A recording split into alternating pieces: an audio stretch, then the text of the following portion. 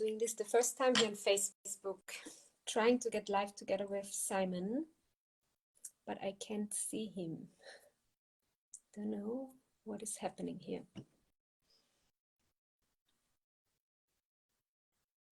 So I'm waiting a little bit. I can do already an introduction. So I'm doing this. Nice. Works. Here we are. Sweet. Little challenge, but we did it. I don't hear you very well, though. Really? You hear me? Also, not so good. Not so good? My God. What will we do? Let's try and put the headphones on then. Okay. So I have to take my headphones. Are they called headphones? Hi, everyone. If you're joining us live, hope you can hear us. Maybe you can tell us in the chat if you're hearing us. And I hope some people join us live. Otherwise, we could also record this. I swear. How's that? I hear you good now. Try again. Okay, I have to put my headphones in. I'm sorry, guys, who is already there. Nobody's here at the moment, but I can hear you much better now. Someone. There's someone. There's someone out there. There's someone, a friend of mine. We're not alone. Okay, nice. So now I can hear you. Good. Now we both have matching earphones, which makes us cool. We are all spoken red. Yeah, perfect. Synergized. Perfect. I was thinking about which color I should put on. So we're synchronized. It's easy for me because I don't have many clothes, so I'm always wearing the same things. I need to change my clothes. Good. So we're here. I organized to do this together with Simon because I really want to share my experience with you. And also the topic of awakening or illuminate, the program that you are offering. And just going into this topic and sharing, also because I really feel that we have a similar approach. I don't know many people who have like a similar approach. Like I really feel something, it touches me when I'm doing sessions with you and being with you on a deeper level. And the way how we see both this this topic of awakening or the life experience about that is very, I don't know, very juicy and juicy, yes. So because I think it's powerful to share for others here a little bit. So on one hand about your program, on the other hand about my experience with you, and our both views about awakening in general. Wonderful. Thank you. Thank you. Thank you for also instigating it. It's nice to have a dialogue. I do these lives recently, and it's, speaking to the camera is great. I've done that for many years, but it's lovely to have dialogue, no conversation. That's why I love podcasts, and we feel each other more. We can bounce off each other's wisdom that's coming through because we're just conduits, no? Yeah. I always like to say we're just conduits, and then the wisdom is pouring through us, and when we come together we can kind of amplify that. So thank you.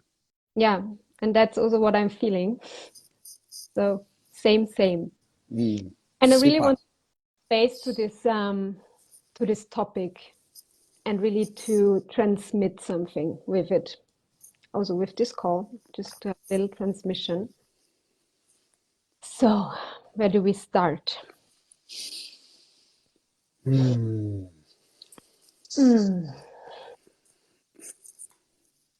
can prepare ourselves for the transmission. Is everybody ready? How many people are ready to receive this one?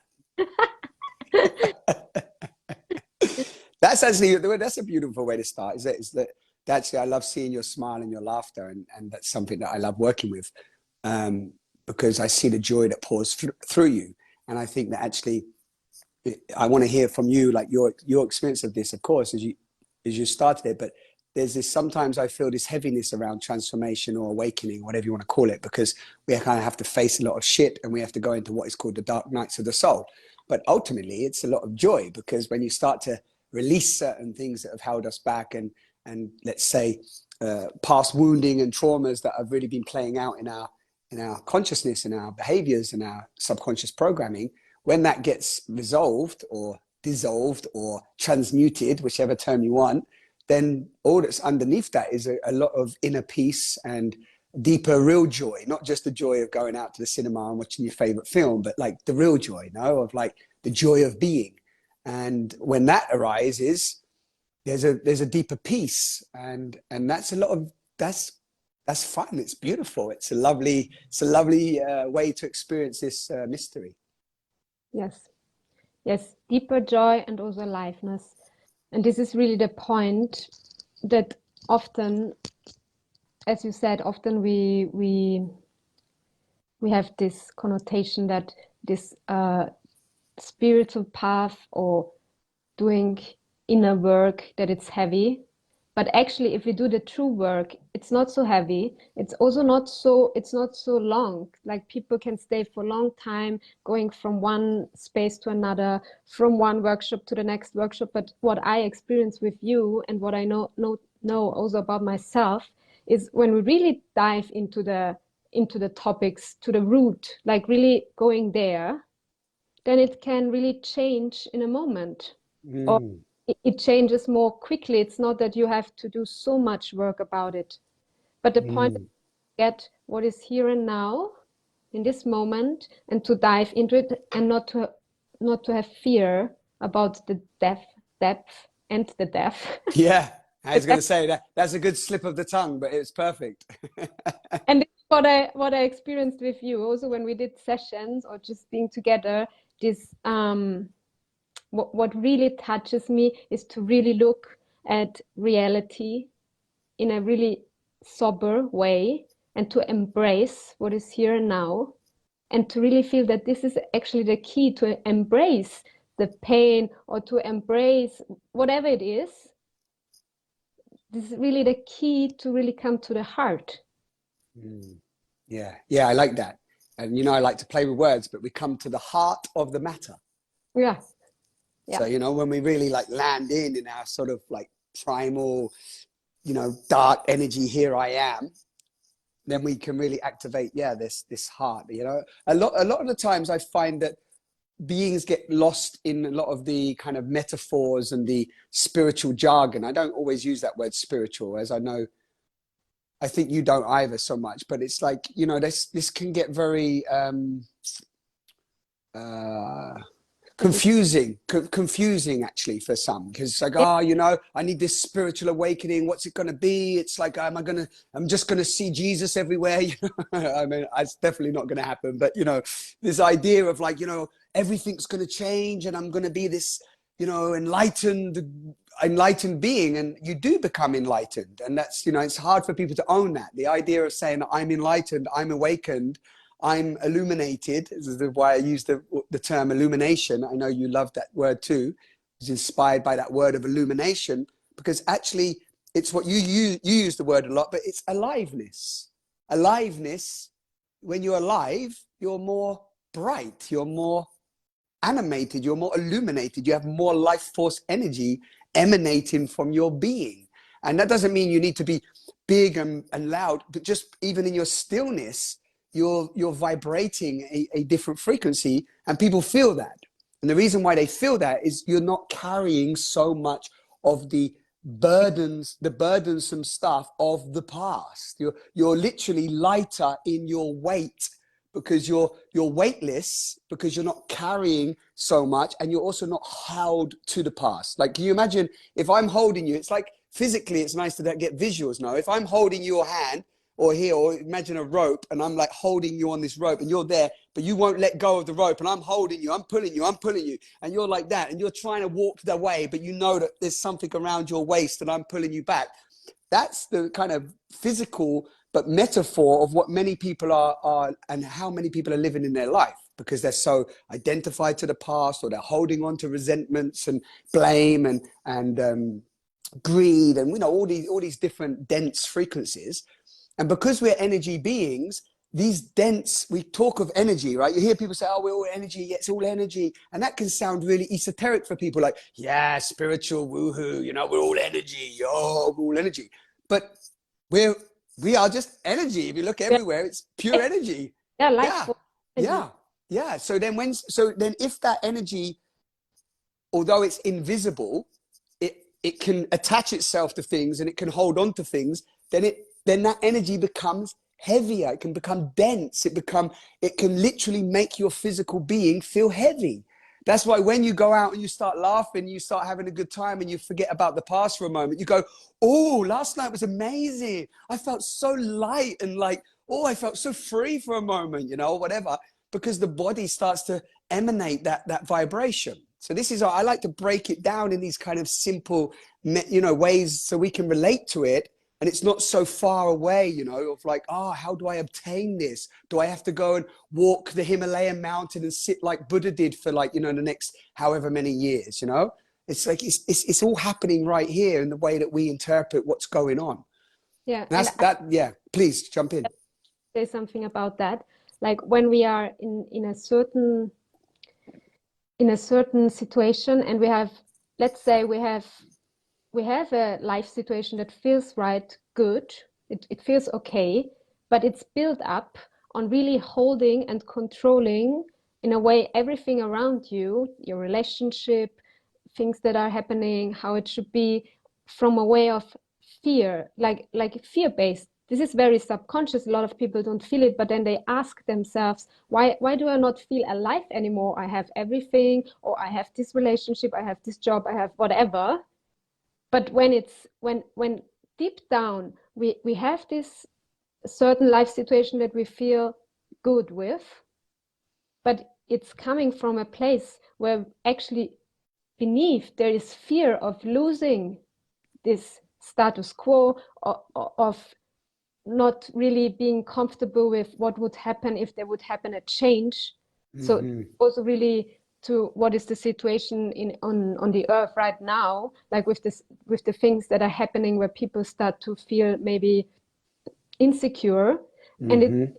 how can you settle inside yourself into like coming to a point that you can be with insecurity, and it's actually not your life. You don't have to create a life situation or to hold it, or to hold a relationship, or to hold your job, or whatever it is, to feel kind of good, but then you actually you don't feel anymore so alive. So I really want, I'm saying this because I'm tuning into maybe who will watch this, and what I want to transfer also, just out of the moment. I feel like what is needed to come to this aliveness, because I think people look at kind of like at this kind of videos, or search for something because they feel that a certain aliveness is missing inside, or something. Yeah, They right. have something why we are looking for something different. Yeah, And right. it's not, and what I want to transmit here now, it's not about the outer circumstance, it's not about how much money you now have, or if you have this or that. This can be, and it can happen to you to have a lot of money, or to have this super good relationship, or whatever it is, but from which place is it coming from, and how much can you really settle inside yourself and be with impermanence, you know Mm, I yes.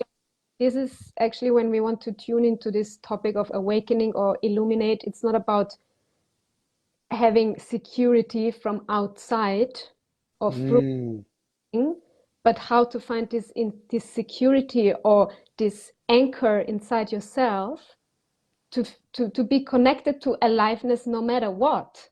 yeah, And exactly.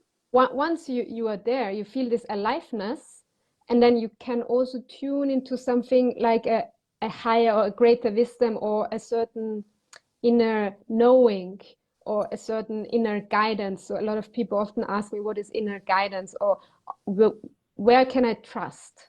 Like, Mm, how can I trust? In what should I trust? And I have this feeling, because trust is really about something. If you're really connected to this aliveness inside yourself, and you see how things are interconnected, And you can also surrender and not hold on to control. Also, we stay in something or in certain situations, or we take on a certain role in life because beneath there's fear. Mm. And what I experienced also when I did sessions with you, we would immediately go into this depth, or yeah, to the root of, okay, where is the fear, or where is the sadness, where is the grief, like beneath it, because often we try to not go there because we don't want to feel it, but then we don't Mm. feel alive anymore, because we can go out, we can have a drink, we can have a nice whatever, but if beneath there is grief that we never wanted to feel, or fear of death, fear, Mm. both depth and death, Yes. and or fear of what happens if something change. Where is my anchor inside of me? What do I need to really come to this place to feel this anchor? Mm. So when I did sessions with you, I could feel like you were supporting me to come to this point, to really feel this anchor inside of me and to feel this inner wisdom. And I know when I'm coming to this point, this is the only thing that I need. I'm Mm. also mentioning here now, I did a lot of session with Simon because I went through a intense breakup, let's say, for me, and in general, the relationship topic, and just seeing where I'm holding on or needing something from another person and coming back into my power, and really also trusting also, for example, the anger inside of me. And you were really empowering me to really feel the anger, but without blaming the other, like Mm. pure anger or pure grief. And once we are coming there, actually beneath this anger, beneath this grief, there is truth. There's something deeper. And this is where we really come to aliveness. This is where Mm. to feel this is the only thing that I need. Mm. Beautiful. Yeah, I got goosebumps. I like it when I get goosebumps. I call them tingles of truth. So I love that. Are you complete? Is there any more? Do you want me Yeah. to speak to any of that? There's a Um, lot there. yeah. Beautiful, but I'm happy to see here Mona and Ricardo. very nice. Yes. Yeah, and also you can I don't know if you can write it or I can write it, but if well, we can say it if anybody wants to ask any questions, or you want to pose a question, or something comes up with these topics that you're working with yourself. That's really what we love. We love to bounce back from that, and we can talk about this stuff kind of all day, because this is what we live. And I think one thing I want to first say, it's not just about you and I both boosting each other, but what I love about working with you, and what was quite easy, let's say, not to say it's not easy working with others, but you work in this field. And because you work in this field and you do this work on yourself and have done for a long time, it's different ways that we can approach that. So I mean, from working with you pretty much on an early, like, one, I think the first or second session that we were doing, it was quite easy to see that you were moving energy. And so for me to say, hey, okay, stop there, let's feel that for a moment, stand up, shake, move the energy, what's going on inside your body, because you have a good measure of that, you were like able to go, oh yeah, this is coming up here, that's there, okay, oh, this there. And then you would willingly go on the journey inward. So what seemed like you were coming to me for a relationship challenges, which you definitely were having, we soon were going deeper to, the mother-father wound, the suppression of your childhood, the suppression of your power, the suppression of your life force, which then, I get goosebumps as I say this, which then led into the men that you're attracting are playing out those archetypes that are somehow suppressing you and or controlling you, manipulating you, which of course you are allowing in your own way, but then they're mirroring that. And then but then there's a distortion sometimes which we need each other for. Like, I need you for that. I need to go and get my therapy and support, so people can say, yeah, but Sai, you're not seeing that. And I'm like, oh fuck, yeah, shit, that creeped in again, and then I can say to you, yeah, but look, remember we spoke about your mom, and what's happening right now in your belly, what's happening in you're like, oh yeah, oh, and then it's like, what pops up, and you're like, this moment when I was younger, and this, you know, this isn't a real story that I'm sharing for everyone listening, but this might be a scenario that could come up for somebody. It's like, oh, that's just reminded me of this guy I met when I was 12 years old, and he told me that I was fat. And it's like, okay, interesting. Let's stay with that for a moment. And then we start to uncover these, and I love that you mentioned fear, and I'm going to weave in the fear aspect, is that these samskaras, these painful woundings that we have experienced, physical experiences, they kind of get locked into our energy body and into our physical body as well. They start to materialize as physical. That's why when we do massage or body work, sometimes we're touching these physical points, but they're releasing emotional points or past memories and past thought forms. So what can happen is that these get trapped and blocked, and then we have a story associated to that scenario. And then, as you so beautifully described, I don't have to repeat everything you said, but the fear builds up from that, because you're like, oh, I'm scared that the next man I meet, I'm just using this scenario. It's not the best scenario, but we can use it for today's talk. The next man I meet, I'm scared shitless, because if he says I'm fat, and I'm looking in the mirror and I'm thinking, oh, am I fat? You know, I thought I'd been looking good recently. And then you go out and then some guy meets you and says, oh, you know, it's like, oh, notice you've put on a bit of weight. Or your friend might say that. And then you're like, oh, fuck, I'm scared. Now I'm scared to go and meet this guy. Because, you know, and all of this is coming from fear of a story that isn't even fully true. Yeah. Right? And then I mentioned one. Please. Yeah. Interesting for everyone who is also looking, because everyone knows that, like, if you have recurrent things that are happening again and again, let's take the relationship topic, because this is a high. It's good. Yes. It's a high, everyone's in relationship in some way. Yes. So if certain patterns happen within relationship, then the only thing how you can really solve it is to go to the place where it started. And Yes. this is why we are doing this work, like to go there, where is the root of it, rather Yes. than trying certain techniques to, I don't know, to know how to be more charming, or to Right. try, I don't know, whatever Yeah. people try, or to lean back, or to tell yourself like, okay, this is not for me, or to just be very superficial in relating. This is what happens also a lot. Yeah, of course. Yeah. Or play games of like, play out these superficial games and behavior patterns that we end up feeling abused, neglected, violated. We don't understand what happened. For example, men just leave, or women just leave, or a story of drama comes up about like, oh, that person was, you know, weird, and they were all emotional all the time and sensitive, and I can't deal with that. And all of that is creating this, superficial blanket of relating, actually. So it's a very superficial blanket of relating. So what would you say, what is needed to come to a place to live a relationship on a deeper level? Well, I always say that we come into relationship to kill each other. Yeah. No. So basically, you spoke about death earlier. Now there's different ideas. So the question I always say, and for anybody listening today, is what's your motivation for relationship? So is it procreation, recreation, transformation, healing? Now, if you know what stage you're at in your own relate, you might just want some superficial relating. You might just want some casual sex. I don't want to get too deep and emotional. I don't want to go into those things. I just want to meet up with a lover and we have sex, and that's cool, right? But at some point, that's gonna not be fulfilling you anymore. So if you're ready to take it to the next level, you're going to want to be going into which I'm only interested in, is transformation and healing.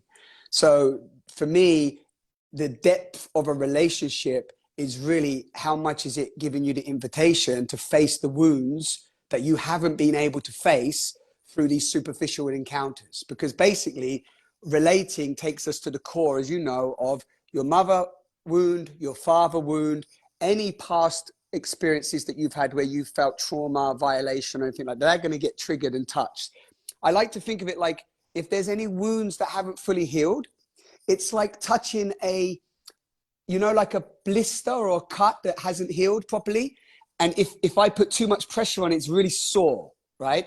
So if they haven't healed properly, certain encounters in your relationship are going to touch them. It's going to be like, oh, you know. And then these are the moments to go, wow, something there still needs my love. And I'm going to bring this in now because I think it's very important. A relationship takes us into our fears, and most of our fears are false evidence appearing real. So the story around the fear is not always fully true. However, with the right being that you're with or the right support, I also tell couples all the time, get support, not because you've got a problem, but go and get some support, relationship support, whatever you want to call it, relationship guidance. Sometimes before you even get to the point where it's devastating and you feel like parting because you don't know what to do, like have support. That's one thing. And then the other thing I want to talk about is the pain body, because you and I, we talk a lot about the pain body, or we talk about the victim consciousness, whatever term you want to use. But the pain body, when we get triggered, we're getting activated in a wound, and a wound is activating our pain body. And pain means pay attention inside now. So all pain triggers are an invitation to go inside. Now, if you're with the right being and you're not just playing the blame game, the personalizing game, and like, oh, you know, that's your stuff, you deal with it, and you're not willing to face your own shit. If you're in a dynamic like that, it's probably best to get out of it as quick as possible, because you want to be in a relationship that people are willing to own their shit and face their wounds. So last thing I want to say to you is, when it comes to the pain body, is the pain body wants and craves your love. But what happens, because you don't want to bring your own love to yourself at times, you go looking outside for your partner to be the love and to be the being that's going to give you all that you need, which is a complete fantasy fairy tale, never going to happen. Yeah. But you can use your partner as a mirror to see the blind spots that you yourself have to love. And this is why I love it, because actually the pain body says, oh, I want your love, Simon. And I'm like, and only I can give myself the love that I need. Yes. So you see, but in society as we still know it, everyone's looking, as you described at the beginning, everyone's looking outside to get the love they need from something else. And this is where the distortion comes. Yeah. Anyway, that's what I have. I don't know if that answered your question specifically, but that's what is alive. Yeah. And what I also see happening is, I see like two different patterns. So because I'm also coaching people or supporting people, so I see what is recurrent. So I see people in relationships, like in committed relationships, but where it happens that they really come into too much compromising energy, and both cannot really live their fullest potential, or cannot really live up to their enthusiasm or to what they feel that is important for them. And what I see with this, in this point, there are also a lot of people who already experienced that, actually people who are more into alternative things, or who really go with this topic of live your potential, or whatever, want to live their life more in alignment, but then they really struggle to know how to do this in a relationship with someone. And what I then see, like, so some people stay trapped in a relationship, they don't want to leave because they feel there's a love, there is something which wants to be together, but they cannot come out of the trap of compromising, and they feel like lost in that. This is what I see. And blaming maybe the other, but also blaming the relationship container, that they are not able to live what they want to live. So this is one point. And the other point is that I see people who say, I don't want to commit to any relationship because I just want to live my life. I want to go with my flow, and I want to just do whatever comes up. And this is not possible in a relationship. So I'm going just for, you know, the lone wolf, for example. Yeah. Yeah, but I'm always a bit skeptical when I hear somebody say they don't want relationship, because you're always in relationship. Yeah. Okay. Not the kind of committed. Yeah, totally. Yeah, but this is a. Yeah, go on. Sorry, carry on. So I see people relating but as soon as there comes something up, they are maybe going back and just Yeah. with the next person, you know, this kind Yeah, of. yeah, totally. Yeah, that makes sense. Yeah, well, what I mean is, like, even when we go into these kind of, let's say, more shallow relating experiences, lovers, or maybe we decide to be completely celibate, for example. That's, you know, that's a whole nother journey that can still take you into yourself. If you choose conscious celibacy, then that's a choice that you can walk that path. But I feel that, yeah, with relating, like when I'm supporting couples or myself, like I'm in a new relational field recently. So it's been 8 months now, and the beautiful being that I'm journeying with right now, she's also a psychologist, and she's, like, you know, she's a yoga. She practices and shares yoga with the world. So she has a level of own self-inquiry and exploration, and I have a level of my own, you know, understanding of this stuff. But that doesn't mean that there isn't work to do. Like, we're coming into this container, so we create the field that we want to be in. So we have regular sharing circles, for example, and we have regular communication and certain agreement fields, and we speak a lot about, you know, where we're at, what we want, what's coming up. And one thing I do notice in so many relational fields is they go into the relationship without any baseline small tools. I'm not talking about actually having loads of tantric rituals. Yeah, that's a stage to go to, but just like basic tools of clarity around, why am I coming into a relationship? What's my drive? What's my motivation? Like, for example, I noticed that most people are scared to say what they really want in the beginning of a relational field, because they think, if I share what I really want, this person's not going to be interested in me, or I might not find what I want, or can I really have everything that I want? For example, we go into all of this like mad internal doubting that we end up just accepting second best, or what you just said, compromising ourselves immensely, because we think, oh, well, he might change or she might change. And then you try to mold them into our fantasy of what can be. But if we'd have been clear in the beginning, we found out that they're not walking that path anyway. So we end up kind of walking at these different stages. Does this make sense? So from the beginning, there's so much distortion. And what I like to do, and even with this dynamic that I'm in, like Constanza is her name. Constanza, at the beginning, we have different desires of relating, right? But we shared that from the beginning, like in the first, probably the second date that we come together, and we had space because we were like sharing, we were talking openly about where we're at in life, what we've been into, and, you know, where we're at right now. And we were like, okay, so we're both actually wanting something different. So then we communicated and checked in. Okay, so based on that, are you still willing to explore this encounter together? You know?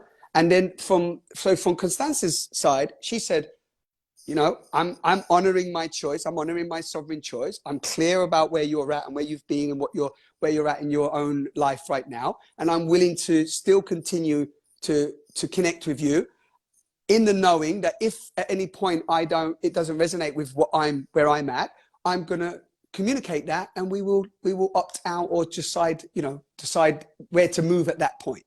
So so throughout the last 8 months, we've had that dialogue numerous times. This is a really good point, because this is what I see what happened was in my past relationship. But what is the point? Like when it separates actually, and when inner separation happens, if you're still in the container, but somehow you get inside. Yes, I know what you mean. Yes. This, and then one person says, I don't want this anymore, or starts to blame, or certain games are happening, whatever. But actually what you say, that the point is about being transparent with where you are at, and it's really important to be in this communication. Yes, regular. To, Yeah. and really to own where you are at. Yeah. And the point is that what I also see, these patterns, when we think we are with someone together, we own this person, but this is not. Or we have a promised something, but it's not. It's just how transparent can we be and really transmit what is our truth in this moment. And also because I see what could have helped also in my past relationships would have been if we would really transparently say, look, this is happening for me, or maybe I'm projecting now on you that this is not possible. But when you express where you are at, and when you express what you need, when you Yes, and they're changing.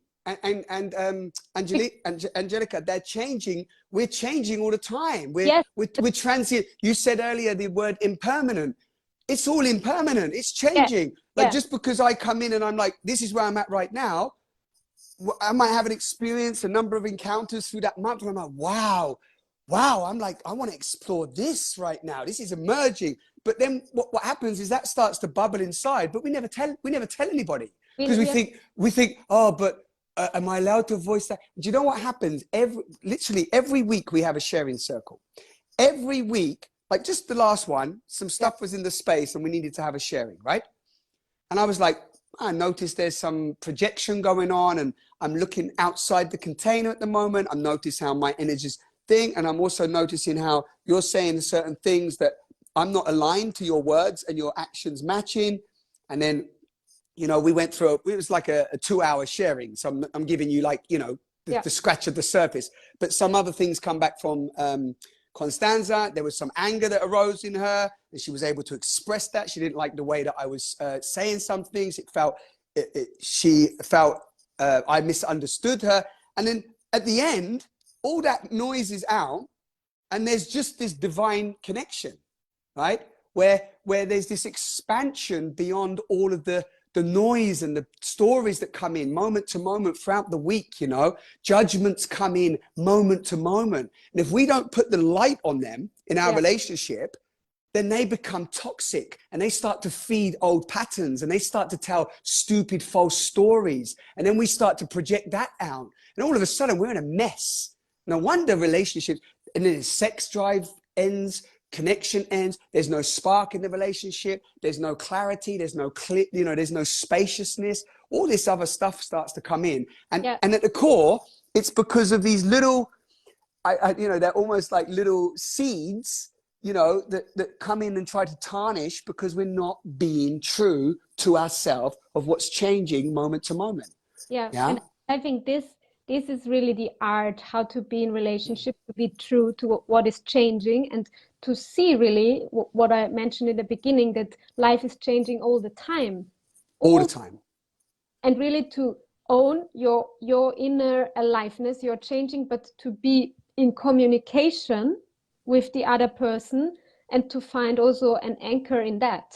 So I feel like your work and my work, but it's really about this, how to find an anchor in all of but you said it earlier so lovely as well. The anchor, well, it's beautiful. We're kind of going full circle, but the anchor is your sovereign aliveness as a divine being, as a sovereign being, whatever you want to call it like you said at the beginning, like owning, you call it this anchor, but owning that you can trust yourself.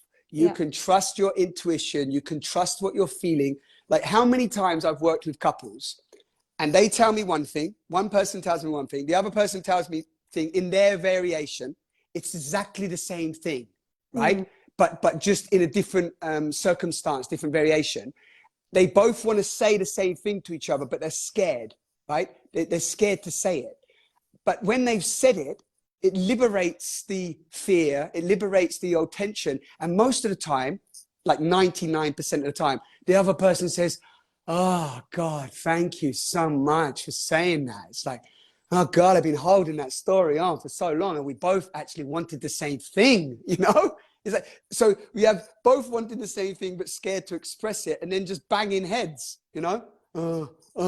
Oh, she's not going to understand me. He's not going to understand me. Oh, I can't say that. What if I say that and offend him, or hurt his feelings, or he might want to leave me, or all this nonsense. But when the truth comes out, there's only love, and there's only expansion, and there's only liberation and freedom. The truth sets us free. We've heard it in all the books. We've heard it in the stories of, I don't want to quote religion stuff, but the religious texts. you know, we hear ultimately truth sets us free, but we're scared shitless to say what we truly think and feel. So what I do is a basic relationship foundation. You start as a sharing practice. It's a very simple sharing practice. You learn how to communicate what you're thinking and feeling from the inside out, and to share what you're thinking and feeling without the other person taking it personally. This is like, this is legend. It sounds too simple, Angelina, you know? It's like, oh, and then people go, I ask couples all the time, oh, just tell me some of your basic relationship practices. Like, how often do you meet up and share? Share? Like, do you have like sharing practice or communication practice, or do you come together weekly? No. How long have you been together? 10 years. It's like, you know, it's like, we've never been told that we should have these. And then we think it's a problem. And then we have to learn these practices from whatever workshops or tantric things as if like there's a problem. And I'm not saying there's nobody listening today that hasn't had an amazing 10-year relationship, 20-year relationship, life relationship, and they've meandered through and they're fine. That's possible. But just I bet if you followed their story and listened to them, I bet without even having a kind of practice, I bet they have some form of practice around communicating their truth. Even if it's like they sit and have tea, you know, at the weekend and they just talk. It will be something, you know. Yeah. This is my feeling. I could be wrong, but if you don't have, for me now, as we're navigating through 2023 with so many failed relationships, there's just some basic, very simple tools that can help you, you know. And one other thing I want to say quickly, I want to put this in here just as a seed, and we can talk about it another time, if that's okay. You said it at the beginning, but I want to repeat it. Emotional release from both sides, meaning if a woman, I speak to the male-bodied beings, but this happens vice versa. Men also don't get to express their emotions because they've been suppressed. If you don't create a space where your partner can express their emotions in a healthy way without you taking it personally, then you are going to be dealing with a lot of pent-up toxicity that comes out often in verbal diarrhea, projections, anger, frustration, judgment, and blame, shame, and guilt. Whereas if you, for example, if you're, and I am saying this more so to men, but I know that it does happen for women to men too. If a woman is crying from an authentic place, not projecting her stuff onto you, but crying, emotional, needs support, feels sensitive, please do not see that as a weakness and run away from that. Do not think that, oh, I can't deal with this. Just be a present space to hold that. And as a male-bodied being, or I speak more about the masculine pole is about showing up to hold space, to allow feeling, right? And not to avoid feeling. And the female pole is really there to feel safe and trust, to express unconditional love. And that's happening in both of us. But these little nuances, they change the way that we can intimately connect. And they're potent. But most people have no clue about the different aspects of the masculine and feminine poles, you know? So I just want to, we don't have to talk on that today, but that's just a little seed, you know, putting that out there. The funny that I really wanted to say something similar when you were talking. Okay, good. Because you said, yeah, it's needed to have this sharing practice. And then I see people, also people who learned already a lot of stuff or went to certain workshops, that they are actually not able to share in a way that they not start to blame each other immediately. Yes. Or take it too personally or starting to argue. But yes, you need a certain kind of presence and consciousness and really responsibility, like again, having this anchor inside of yourself, that you can give space to the other person to really express and not immediately try to control. And exactly what I said in the beginning, why do we have this behavior to control the other, what they are thinking, or maybe when they are expressing something we don't like because it feels like it's not what we want, or we feel like we start to feel insecure because it means that something changes for us because these people or this person wants to do something that scares us. And Right. how to be in a space where you can allow that. And Yes. this is what I feel, where we both love this space to really, that truth can come up. This is Yes. what also lately I shared with a client. It was really like how to create a space that truth can reveal itself. And when Yes. both look, it's like a third thing, both looking at truth, like Beautiful. what really wants to be there. And once we really give this space, but there it's needed to have this capacity of presence and owning the emotions. That's what I actually wanted to mention, because if you just share emotions will come up, but how to create that space to really then just be there and not immediately control. And the point is, when we start to control, to argue, to try to manipulate by just discussing or by gaslighting or whatever how they call it, it's because we have a fear beneath. Yeah, I think this is like, we could do another live on just this topic. And I think, no, really. And I think we could, because you're just making me realize again, I had a couple, I've shared this practice, this sharing practice that I do for years, right? I share it on retreats, and it's so simple. It's not even, I'm not holding it back as a secret, it's literally one person, you set a timer, you set a safe space, you say, we're going to have 5 minutes each. You do a number of rounds. One person talks, one person listens. You listen with your heart. You speak from the heart. And there's a couple other little key points, right? Not personalizing and so on. But the thing is, I've shared that, and exactly what you just said. People have tried it 1 or 2 times, 3 times. And a lot of the times, I don't want to be generalizing here, but it happens that the men often do this, male-bodied beings often do this, where they just start talking over the woman because she's speaking in her 5 minutes. It's her 5 minutes. And they just start talking over. And then it turns into what you just described. It just becomes this like argument, because at first we haven't owned the agreement that I am not going to take what you share personally. And what you do share, if it triggers me or hits me, I am going to own that for myself. Yeah. And That's the difference. I'm going to own it. and Yeah, own, please. feel it fully, but really Yes. feeling the emotion, feeling the pain, feeling the grief, feeling the sensation that you want to control, that you want to say like feeling it fully is the point where we can go deeper and Yes. really arrive in ourselves, because it's Yes. not about the other. It's never. Right. Yeah.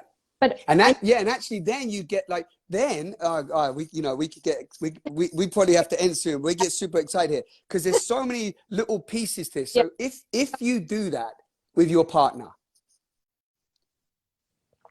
the empowerment and the connection that you were trying to get, but you were not obtaining, and then you start to do all the things you said, manipulate, speak over, gaslight, whatever you want to call it, argue, try to prove your point, bash heads together. No, I'm right, you're right, I'm right, you're right. All of that stuff is just a smoke screen.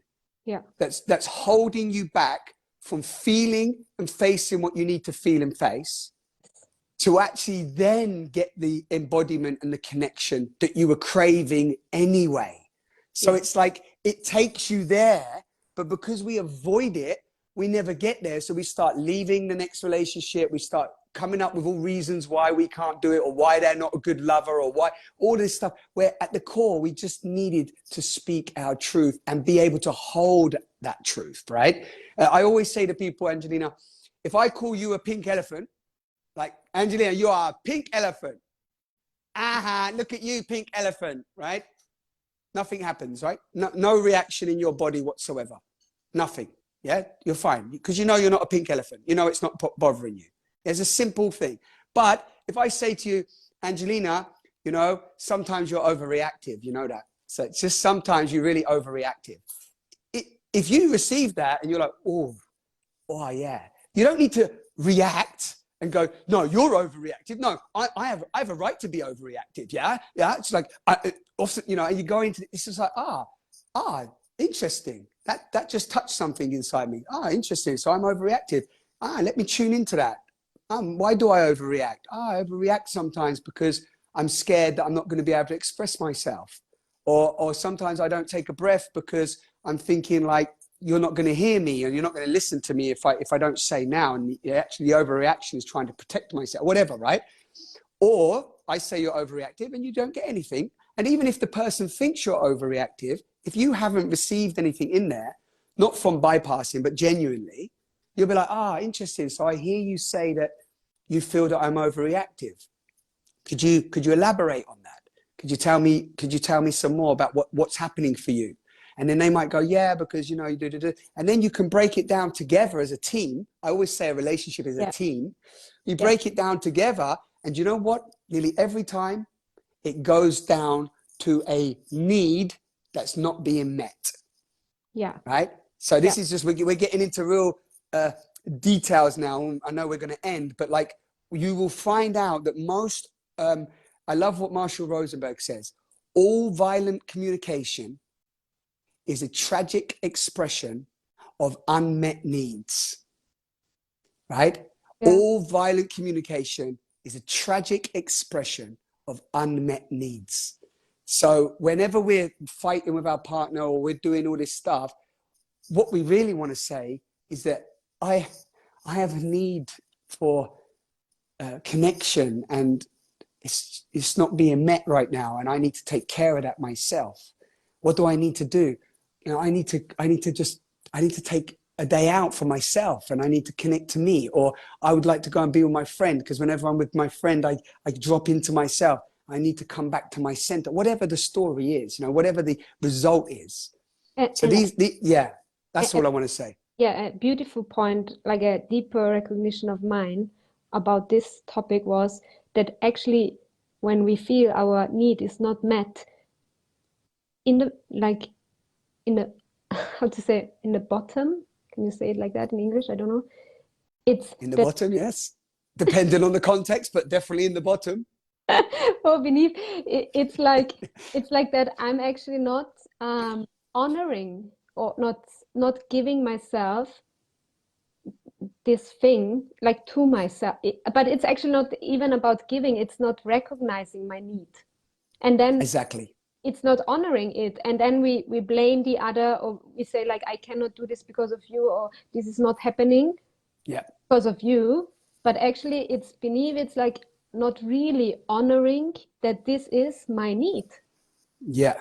Exactly. Yeah. Yeah. And this, sorry, I got tiny distracted, but what you're saying is exactly true. And I know we can't go into this now, but that is like, I was doing a session yesterday with a couple, and you know what he said, actually, the guy, so beautiful. He said, yeah, it's okay you saying I need to express my needs. I've never even known how to get clear on that. I don't even know what my true needs are. And maybe if I got clear on that and I communicated that, there's a fear that that's going to maybe break the relationship up. You see what I mean? Yes. Because it comes back to what you said at the beginning of these fears.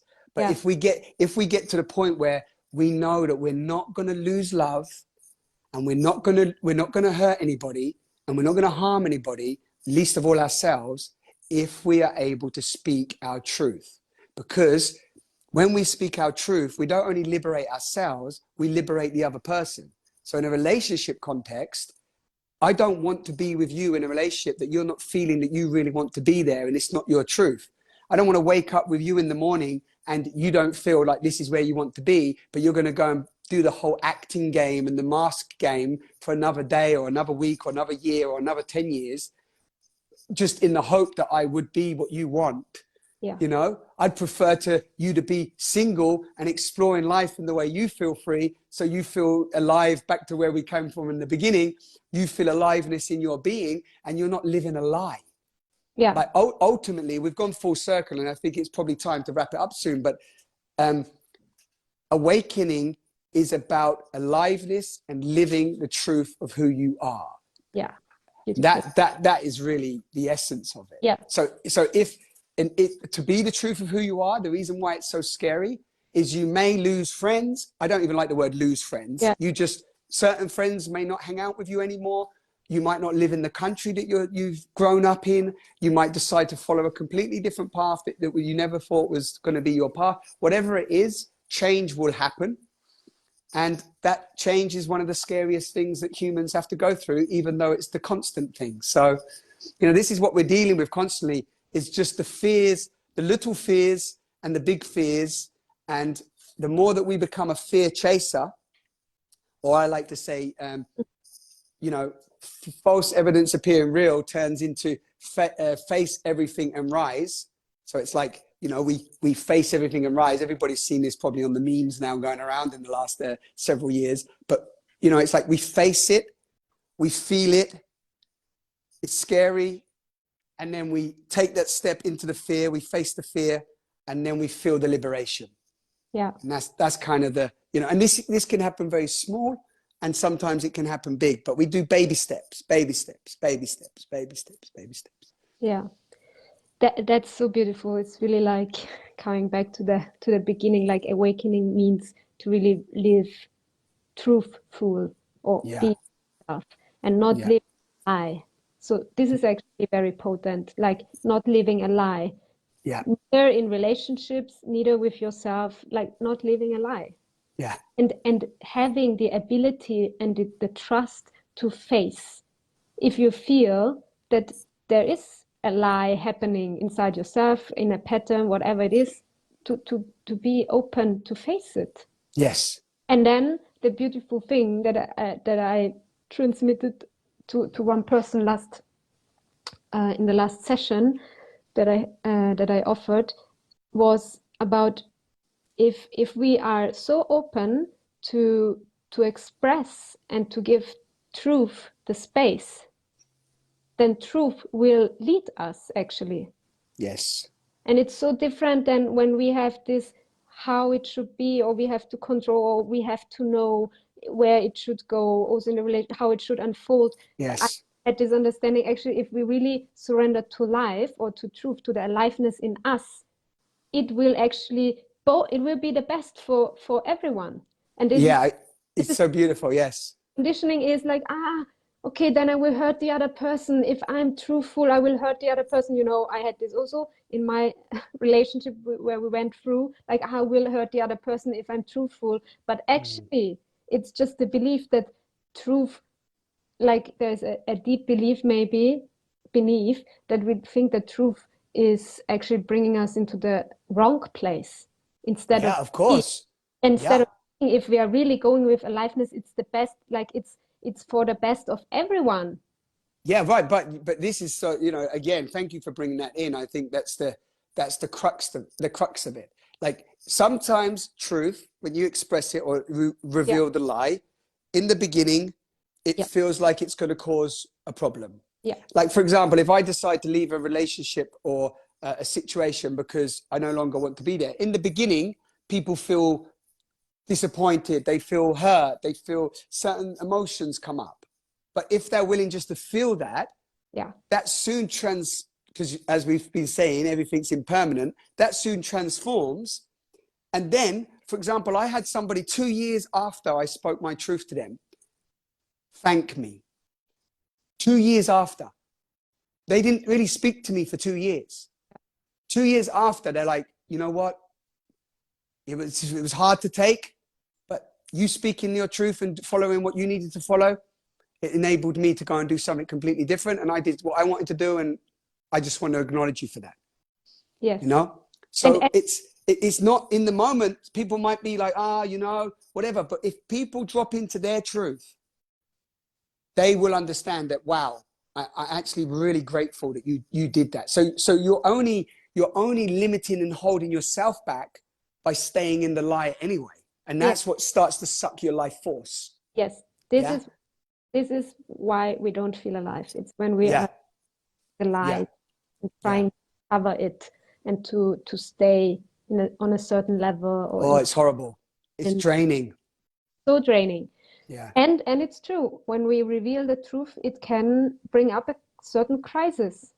But the point is, are you willing to face that, to really come to aliveness and to see that there is something more potent if we So this is actually, let's round it up, because Don't get us going right there, because I want to say one thing. Now you bring me this. I have to say one tiny thing, because people might be like, yeah, crises. Crises. Charles Eisenstein said this to me recently, and I love it. Crises is an opportunity for initiation. yes, But he said, that doesn't mean everybody's going to initiate through the crises. You have to choose the initiation of the crises. So yes, that I understand that that's not easy for some people, because they go into a real kind of downward, oh, I've been left, this is a nightmare, I can't cope, you know, then they need support by us or others that were supporting them.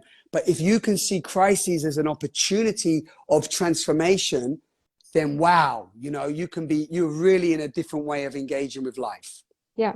It's like using it for your expansion, actually. Using it. Yeah. What is your expansion? What wants to expand? If there is crisis, there's always because something wants to fall apart, and it's Yes. something you were identifying with or holding on, and it's certain beliefs that I also had, like with now my ex relationship, like the beliefs that I cannot do this alone, or that this or that is not possible, or that I'm whatever, a victim of the situation, that to Yeah. see actually beneath, I want to break out of this pattern. And that's why it feels bad, because it comes up as because we still believe in it, but actually it's a possibility that this can leave us, and we actually become more powerful. We can use every crisis for becoming more powerful, and this is how we can use the crisis of society right now. Yes. I'm so glad you brought that in. Exactly. To become more powerful, to become real. Yes. Actually, we should use it, and this is, I think, this is what, let's talk a little bit about now in the end about your container that you are sharing in December, and also me sharing in private sessions. But this support, because we need support in that, because Yeah, big time. also I do it alone, and then they pay they pay for things like going to the cinema or buying something new or whatever, but they don't take the support. I had so much support in my life, so much, Mm. but we Mm-hmm. our, like others where we resonate with, like how I resonated also with you, and not having this belief like taking support is, I don't know, Well, weak. It's is weak, weak. Yeah. or doesn't help or whatever. But if you really took support, committed support, you will see that it helps a lot. Yeah, it helps a lot. And I'm learning more and more that if you look back over your life, you've never done anything without support. Yeah, true. It's just crazy, you know. Like we need each other. Yeah, I think we can just drop into that. Yeah. And I think there's something here like popping. We haven't even stopped for a breath. I love it. We've been on fire, no? I love we could just take a breath right now, because there's been so much. My you know, my head is buzzing right now, because there's so many like little pathways dropping off of all the things we've shared. I hope that those listening can, you know, take what you will. And there's more threads, of course, but I feel like, for example, one thing that popped up was about the communication. But it might be nice to do a video on this another time, because there's a way of communicating before you even get into a relationship. And I did this with my current partner. It's called the RDBSMA. And it's a series of communication points that you have with a being before you even embark on kissing them, going into bed with them or anything. And, you know, I just want to throw that out there as a seed, because for me, when I've been sharing this with people, this little sequence of conversations, it cuts out so much waste of getting hurt and so much waste of misunderstanding what you're coming into connection for and so on. But anyway, that was just sparking for me. It's just something we can talk about another time, because at the core, you know, it really is about authentic communication. That's everything that we're really inviting now. And just, can we start to show up from that place? And that, I guess that leads into it leads into the bigger picture, actually. I think we can talk briefly about this bigger picture that you just said, is that there's a crisis happening. There's a crisis in our current consciousness, but not just in the last couple of years because of the whole COVID phenomena. There's a crisis in consciousness. There's a crisis in the violence, the distortion, the lies, the suppression of our sexuality, the suppression of the feminine energy, the feminine pole, the suppression of female-bodied beings anyway, and men too, but majority over the years, you know, the last however many years, I don't know the exact, but it's, you know, it's hundreds, if not thousands of years. The female-bodied being has been suppressed. And the reason why the female body is being suppressed is because it holds so much power and wisdom. The womb itself, the womb wisdom, the womb is a vortex, it's a portal for souls to arrive in this, this reality that we call life. The female-bodied being holds intuitive, innate wisdom that has been suppressed and held back because the masculine pole, let's say, or the masculine that even inside of the male-bodied being suppressed the feminine essence. And for whatever reason, we don't need to go into that today, there has been an imbalance in the yin-yang symbol, the yin-yang symbol that represents wholeness. We were told that we're not whole. We were told that we're not complete. We were told that we're not miracles. We were told that we were sinners. We were told that we had something wrong with us, that we are full of shame and guilt, and that we need to work on ourselves to become somebody, to be successful, to be somebody in this world. And I get goosebumps when I say that because it's bullshit. It's a lie. We've been fed multiple lies. Don Miguel Ruiz describes it as the domestication of the human. We were fed a book of life that is not the true story of who we are. And so we are awakening. We are awakening like never before. I get goosebumps again because I'm not interested in selling a fucking online course or I bled it. And I swear, because it's venom that I feel when this comes out. I'm not interested in selling you something and you thinking that I am great and you want to follow me for the rest of your life and buy my products and I'm going to filter you into a marketing system that's going to get your money. I don't care or need your money as long as you awaken. I need money to pay for things, but I want you to awaken. I want you to hear this message because you, when you awaken to the truth of who you are, you contribute to the evolution of consciousness. You contribute to the birth of a new civilization. You contribute to the rise of an integrated sovereign being where the feminine can express herself, where she can be wild and free and liberate us into unconditional love, where the male-bodied beings can be in service within ourselves and in the physical to the female. This is a phenomenal time in our evolution of where we're heading. But not so many people hear that because we've been caught up in the distractions and the distortions of even the self-development world or the spiritual world have full of distractions and distortions. So I'm interested in, what does it mean to be liberated? Yeah. What does it mean to illuminate? I'm in process. I'm by no means arrived anywhere. So at the moment, you know, sharing my online program, even with an invitation and a gift where there's no paywalls, often people can't receive it. It's too far. And I don't mean this like I'm some evolved being that nobody gets, but they can't receive the message because the frequency isn't there. Yeah. So often I'm like, I'm offering something that is there for you, whether you've got money or not. I'm offering something for you that's there for you to awaken the truth of who you are. But we are so conditioned and distorted that most won't take the journey. They're not ready for it. Doesn't mean that they won't be. Maybe they need to go on their life journey for a little bit longer, and everybody's at their own stage of evolution. But to be with beings that know that by doing their inner work, they are impacting the whole of this civilization, like how does that land in your body? Like everybody says, what am I here for? I don't know what my meaning is. I'm looking for purpose. You are the purpose.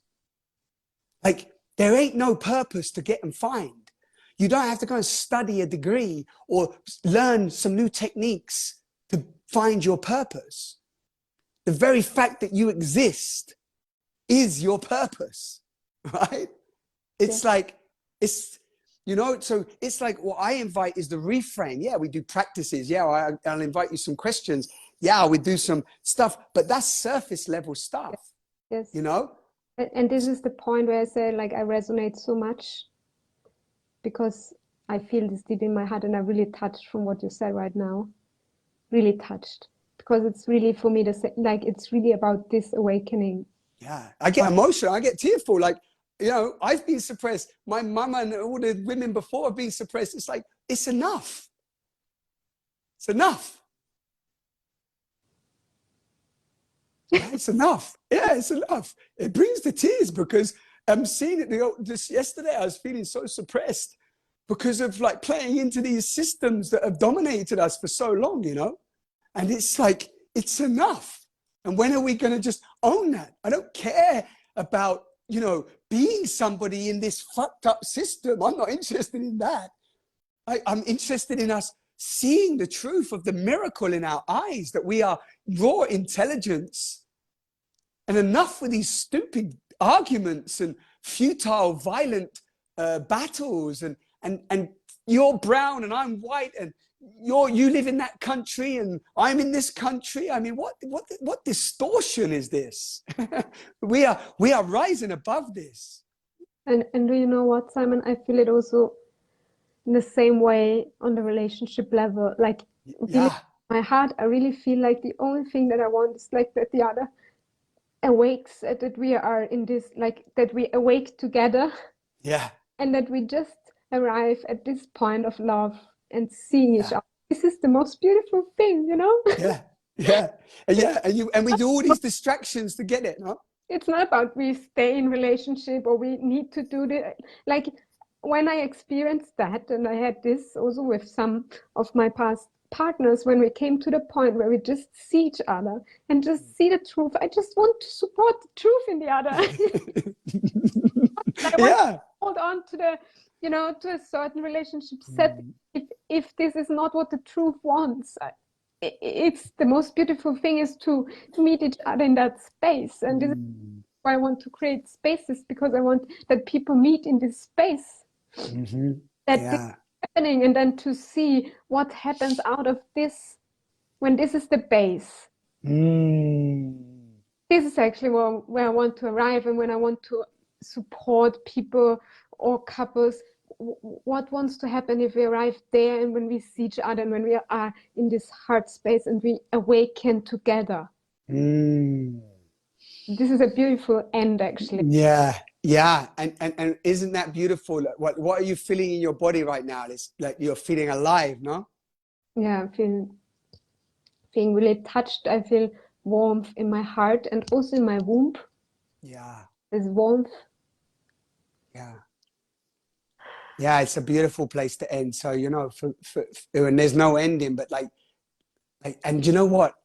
When I said earlier, there's no me and there's no Simon and Angelina. There is a thread of intelligence that is it's going to do it. If I leave this body tomorrow, it is doing it anyway. There is a thread of intelligence, call it what you will, consciousness, awareness, aliveness. It is coming through us. And those that are willing to purify their container, yes, you have been called to emanate this new way of being.